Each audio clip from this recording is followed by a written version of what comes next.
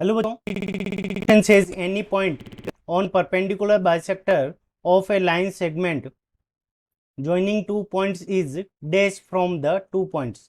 ठीक है बच्चों। यहाँ पे हमने एक लाइन बनाई। सबसे पहले ये हमारा लाइन हो गई ए बी। ठीक है बच्चों, ये पॉइंट हो गया हमारा ए, ये पॉइंट हो गया हमारा बी। अब यहाँ से हमने क्या किया कि ए बी का परपेंडिकुलर बाइसेक्टर बनाया। ठीक है बच्चों। ये हमारा क्या है, ए बी का परपेंडिकुलर बाइसेक्टर है। ठीक है बच्चों। अब हमारा इस क्वेश्चन को करने के लिए हम क्या करते हैं कि कंसेप्ट, और की कंसेप्ट के अंदर हम क्या देखेंगे, परपेंडिकुलर बाइसेक्टर की डेफिनेशन देखेंगे। परपेंडिकुलर बाई, ठीक है बच्चों।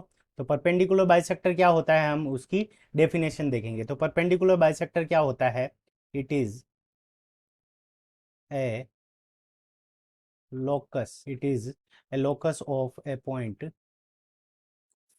which is it is locus of a point locus of point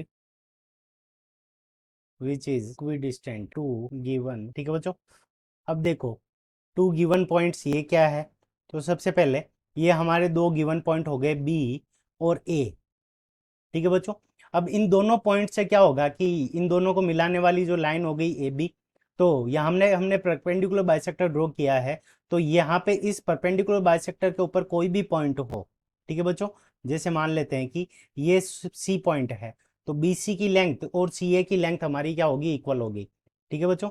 तो ये क्या हो गया कि ये लाइन सेगमेंट ए बी का जो परपेंडिकुलर बाइसेक्टर है, इस परपेंडिकुलर बाइसेक्टर पर जो भी पॉइंट होगा वो बी पॉइंट से और ए पॉइंट से इक्वल डिस्टेंस पर होगा। तो सी पॉइंट इक्वल डिस्टेंस पे, यहाँ पे अगर हम डी पॉइंट ले लेते हैं तो यहाँ से इस डी पॉइंट की जो लेंथ होगी तो B D is equals to A D होगा।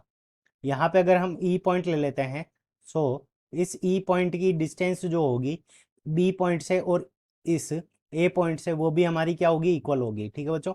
B E is equals to A E. So यहाँ पे क्या आ जाएगा इस क्वेश्चन के अंदर, इक्वी डिस्टेंट। ठीक है बच्चों। Equi distant from the two points. तो यहाँ पे इन दोनों पॉइंट से क्या होगा, equi distant. Equi distant is the correct answer of this question. I hope you understood it well. Best of luck. Thank you.